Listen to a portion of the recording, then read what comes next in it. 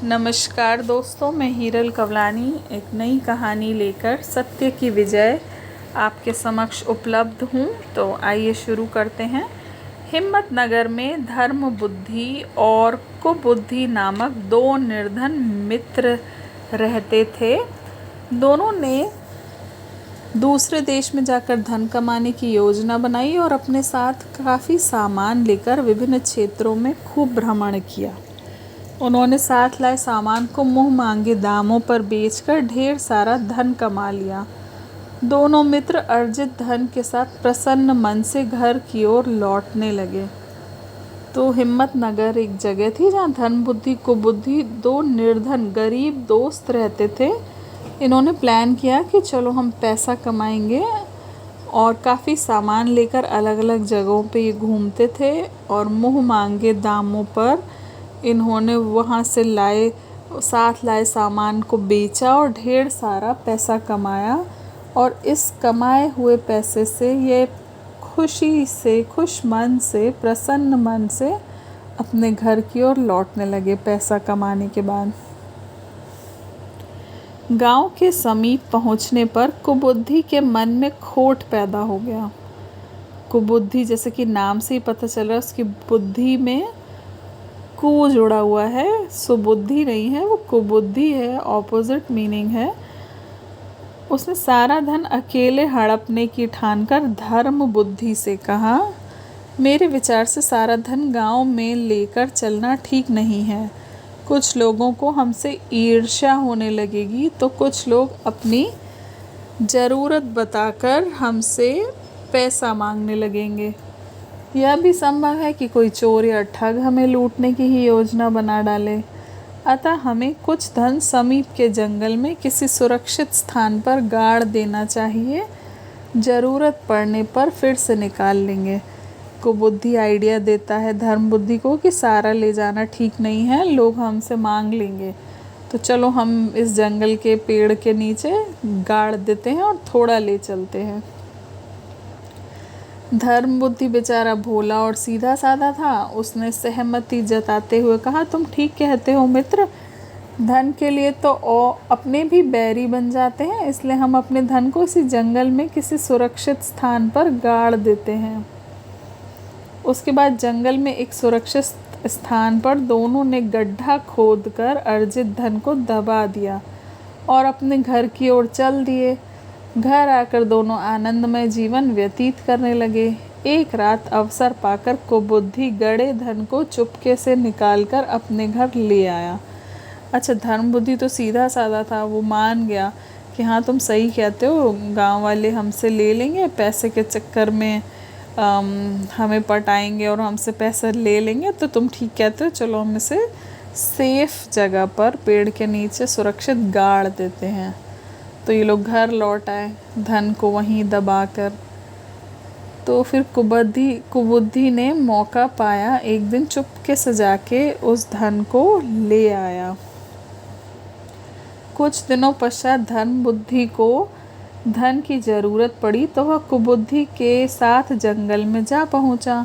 अब धर्म बुद्धि को एक दिन पैसा चाहिए था, तो उसने कुबुद्धि को बोला चलो चलते हैं साथ में। ये लोग जंगल गए जहां उन्होंने धन गाड़ा था। वहां पहुंचकर खोदने पर उन्हें कुछ भी नहीं मिला। कुबुद्धि सिर पीटने और रोने चीखने का अभिनय करते हुए कहने लगा, यह गड्ढा अभी ताज़ा खोदा व फिर से भरा गया लगता है। तुम्हारे मन में खोट आ गया है और धन को निकालकर मुझे सूचना देने का यह नया ढंग खोज निकाला है।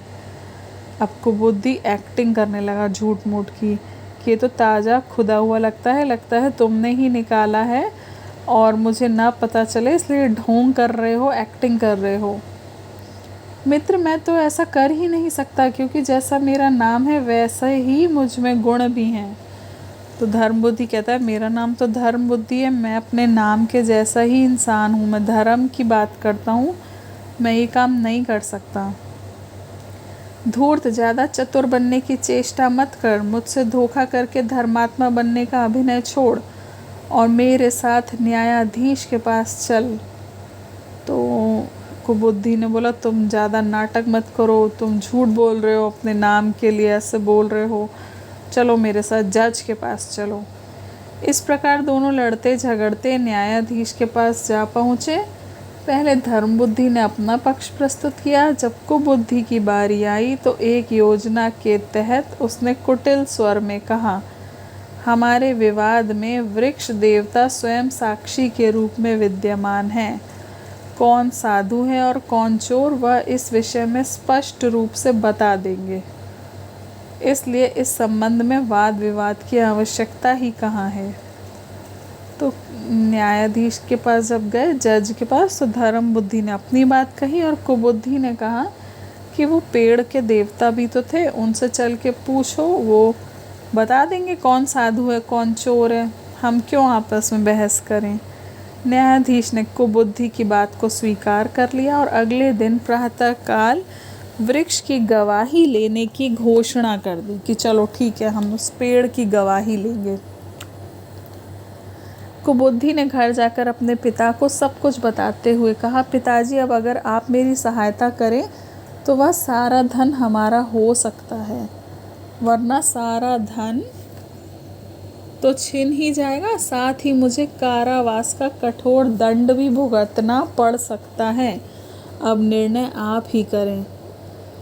तो फिर कुबुद्धि ने ये सारी बात अपने पापा को बताई और बोला, पापा, अगर आप चाहते हो सारा धन हमारा हो तो मेरी हेल्प करो, नहीं तो हमें जेल हो जाएगी, मुझे जेल हो जाएगी। अब आप बताओ, मेरी हेल्प करना चाहते हो या मुझे जेल में देखना चाहते हो। कुबुद्धि का पिता भी उसी की भांति कुटिल था, अतः वह कुबुद्धि की योजना के अनुसार प्रातःकाल होने से पहले ही उस वृक्ष की एक मोटी सी शाखा पर काफ़ी ऊंचाई पर घने पत्तों के बीच छिपकर बैठ गया। अब उसके फादर भी वैसे ही थे जैसा वो है, तो वो पेड़ के पीछे मोटी सी ब्रांच के पीछे घने पत्तों में छिपकर बैठ गए। प्रातःकाल न्यायाधीश ने आकर वृक्ष को संबोधित करते हुए कहा, वृक्षराज, कल तुम्हारे सामने किसी चोर ने इस जगह गड़े धन को चुराया है, इसलिए ईश्वर, सूर्य, चंद्रमा आदि को साक्षी मानकर बताएं कि धन किसने चुराया है।